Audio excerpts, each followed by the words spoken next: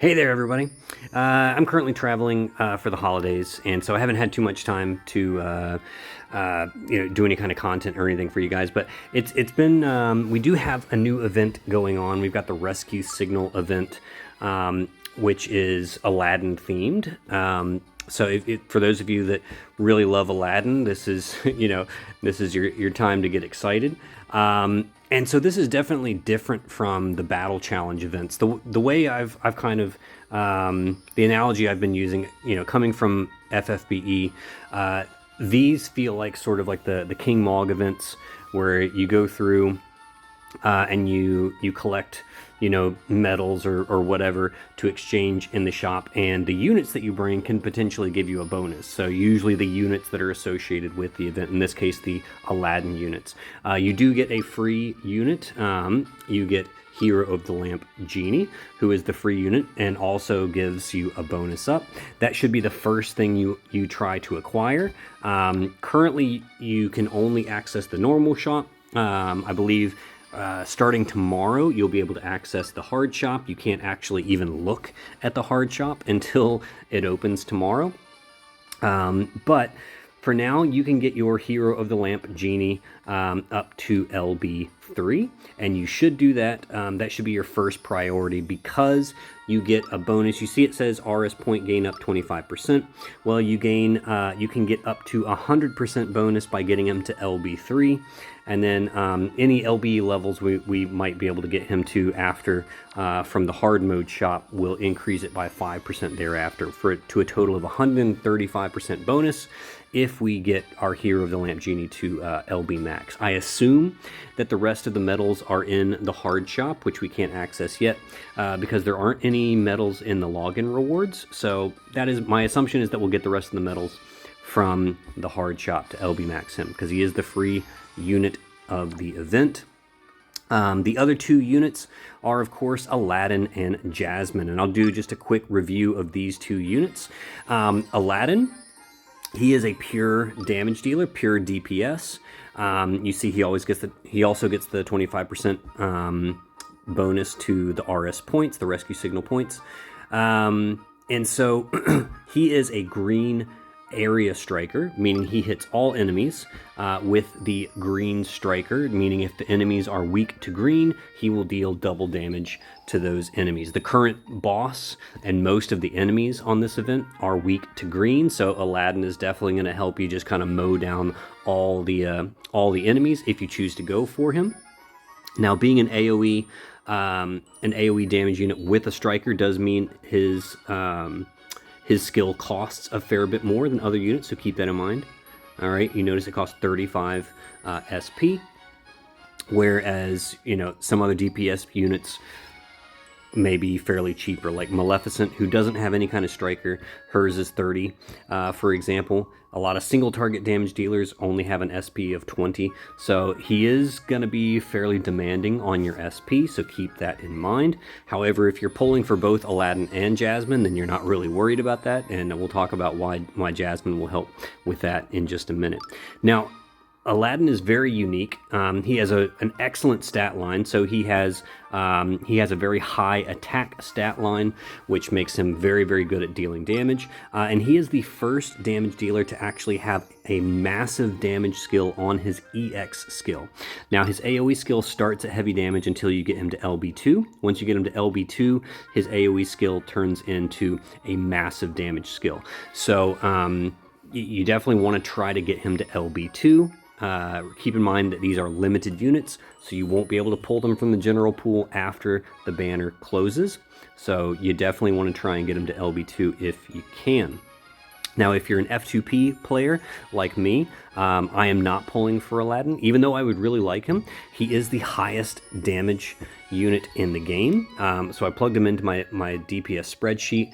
He is far and away the highest damage you will get out of any unit in this game currently, mostly due to that massive damage EX skill, because if you can proc that every turn, this boy is going to just be pumping out damage like crazy. So best damage in the game currently, and keep in mind that you do have to keep him at a level 3 HP regen.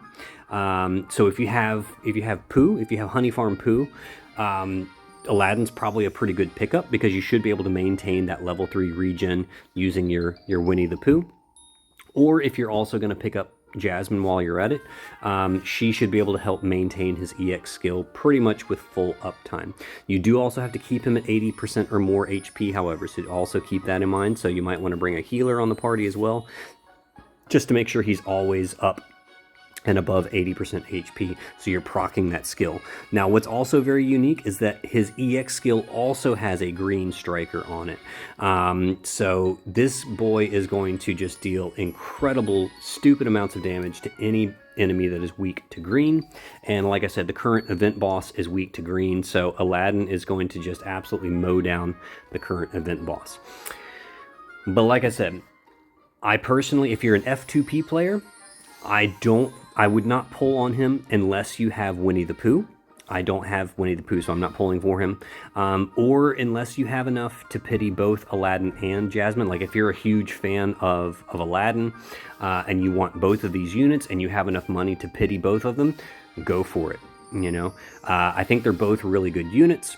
Aladdin is a great damage dealer as long as you can maintain his EX skill every turn. Jasmine, on the other hand, is a fantastic support unit. If you had to pick one of these units to pull for, say, you know, you really love the Aladdin characters, you really want one of them, but you only have enough to pity one character, Jasmine, I think, is probably the better choice because she is a buffer, and buffers, just by their nature, tend to last much longer than damage dealers do. Now, you see, she's got some skills. Unfortunately, they can't show you, like, the skills they gain at like LB1 and LB2 and whatnot. But she, even at LB0, she's a pretty amazing support unit with a level 2 attack buff and a level 2 HP regen. So that means if you have her and Aladdin together, by turn 2, you've got you know, that minimum level 3 HP regen, and you should be able to proc his LB or his EX skill every turn. Now, her EX skill is pretty neat. If allies use their EX skill 3 times, which depending on your party setup, you may be able to proc that pretty much every turn. And so if you're able to do that every time she uses her EX skill, all right, that's 10% heal to the party and a 10% SP regen. Now, if you get her to LB1, it adds a level 2 SP charge to all allies, meaning that all allies will generate 2 SP at the end of the turn. So that's 10 SP every turn, basically. And then if you get her to LB2, all of her buffs go up to level 3. So it's a level 3 attack buff, level 3 HP regen, and level 3 SP charge, meaning you're going to be generating 12 SP per turn. All right, and then if you're proccing her EX skill on top of that, I mean, she's going to be a pretty solid battery for you. Pretty solid SP battery, and also with the HP regen and then 10% heals, she might even be able to replace a healer on your party, just depending on what type of defenses you have. So if you've got good defenses on your team, then you could potentially forego even a healer on the party. My suggestion would actually be to kind of match her up with Genie, with his attack buffs and his damage mitigation. Or if you have Winnie the Pooh, you could honestly put her and Pooh together, and with all the HP regen, the defense buffs, all of that stuff, I mean, yeah, you would be a pretty invincible party. All right, so those are the 2 new units that you can pull for. Again, I think depending on what units you already have, I think they can be entirely skippable. Like myself personally, I'm planning on skipping them. I'm a free-to-play player, F2P, but I have been playing since day 1, so I have a very good team already. With that said, we haven't actually seen what the hard boss is going to be like, if the hard boss is actually going to be, you know, difficult and need stronger units, but I highly doubt it. But for those of you that really love Aladdin, if you have enough to pity both of these units, go for it. They're both very, very strong units. If you only have enough to pity one of them, I would suggest Jasmine, just because buffers are typically better and have more longevity than DPS units.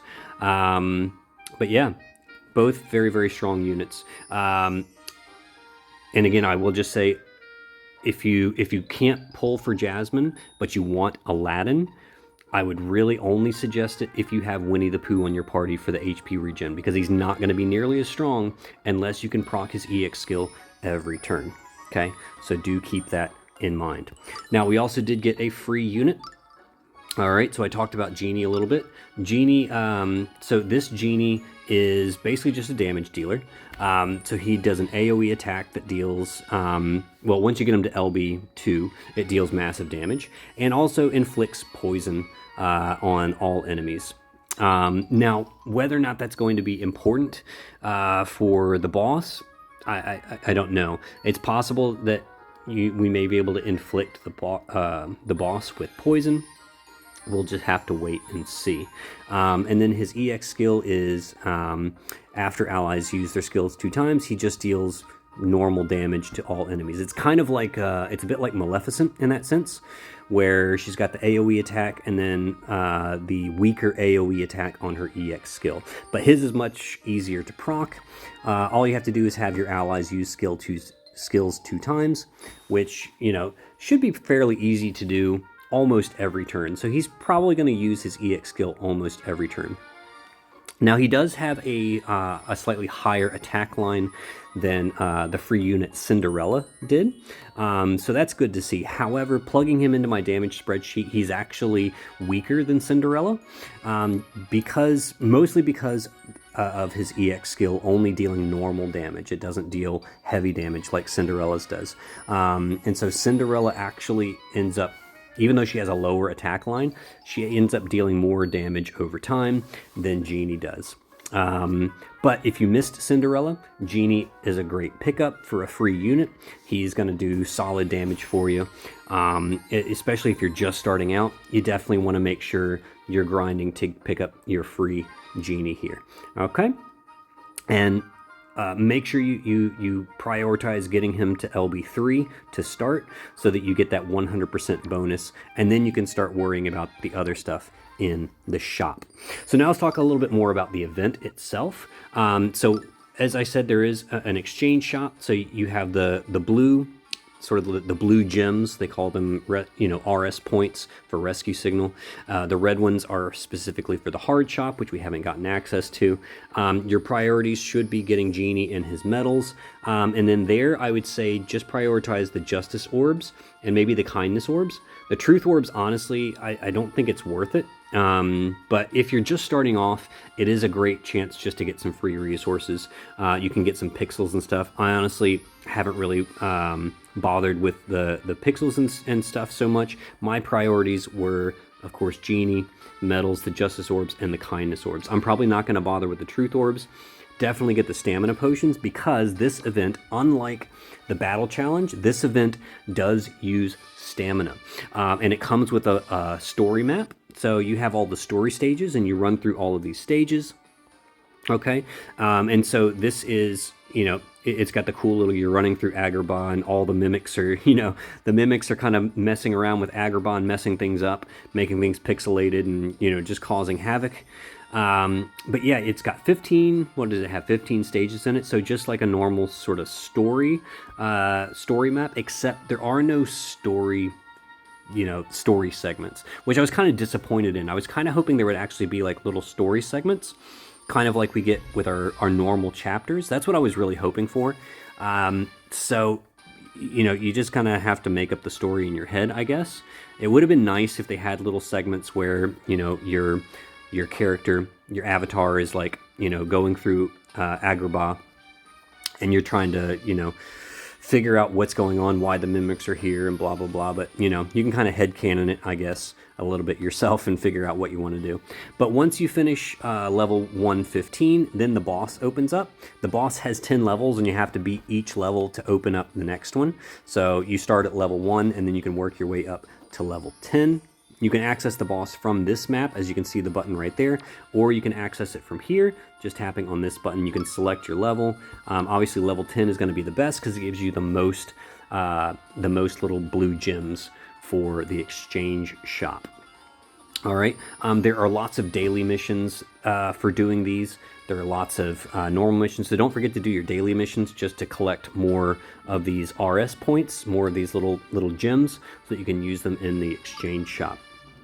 Now, as for the boss stage, I've basically just been doing a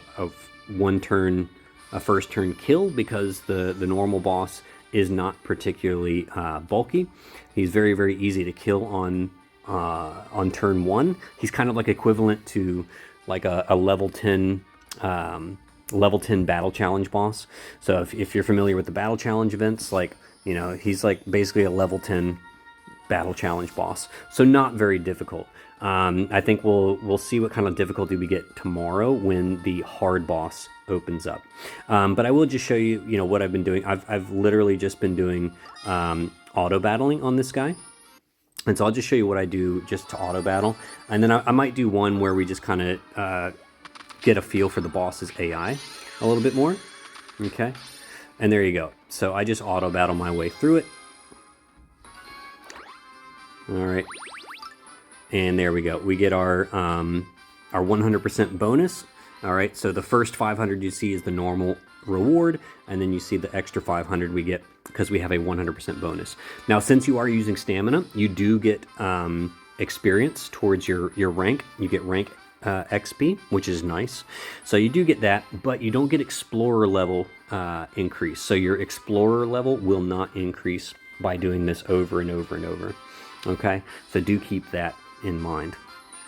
Now, if we want to sort of explore and see what the boss's AI actually does, I believe the boss uses, I believe the ailments the boss uses is paralyze, so do be aware of that. If you have someone like Rapunzel who can remove paralyze from your party, she would be very helpful to have on this one. So let's use a party. Let's try this party and see how we go. I do not believe the boss can be defense or attack broken, but we're going to find out. So I'm just going to bring this party, which, you know, should be very well defended, and we'll just kind of get an idea of the boss's AI. Might help us. Oop, I didn't mean to auto. That's all right. We'll see how we go. I'm not worried that we're going to die here. All right, so we've got poison. Okay, so he inflicted level poison. So she's got poison and paralyze. Okay, so the boss does a 50% paralyze and a level 2 poison, which is 10%. Okay, so be aware of that. So we're gonna be looking at dealing with poison. And let's see, we'll just do some, we can't really do any buffs there. That's fine. We're gonna kill this boss in a second. All right, I'm gonna do it one more time and just see if we can get one more turn, just so we can kind of have an idea of what to prepare for tomorrow with the boss's AI. So I'm actually going to guard here. I'm just going to, oh, I can't do, let's guard. I'll guard with Goofy too. And we'll just see how we go here. I'm not expecting for the boss to really deal any kind of real damage to us here. All right, so we got, yeah, more poison and paralyze. Okay, so it seems to be that's the first thing he does. Like turn 1, he's going to do an AoE poison and paralyze. It is not 100% chance, because you notice like not everybody got it. It looks like it's about a 50% chance that it's going to hit your characters there. All right, I'm going to do a normal attack. Let's see if we can break the boss's attack. I doubt we can, but we're going to give it a try and see. All right, so Goofy should do his attack break. Yep, so you cannot attack break or defense break the boss. All right, and so I'll prove you can't do a defense break because I'll use Mickey. Mickey has the defense break, and that should show us. I'll defend these guys. Yep, no defense break either. So yeah, I don't know about the poison, but my guess is you probably can't, and even if you did, it probably wouldn't matter. Even if you can, it probably wouldn't matter. All right, so that's pretty much it, guys. I just wanted to go over that real quick, talk to you about the units, just do a quick little glance over the event. Don't forget, you can still exchange your points from this event. So if you haven't used up all your points here from the previous battle challenge, you can do that now. So don't forget to use those. But yeah, tomorrow the the hard stage should unlock. And my guess is that the hard stage will also have another, 15, basically it'll look exactly like the normal map. It'll just be hard. It's just like the normal story events, except it doesn't actually come with a story. Sad face. All right, that's pretty much it. Thank you guys so much for following me, and I will try to do a video on the hard boss, just to show you how I take down the hard boss in case you're having trouble with him. So I will try to do that tomorrow, but like I said, I'm on holidays right now, so it's not my priority, but I will do my best to get that out to you guys. Anyways, thank you so much for following me, and I will see you on the other side.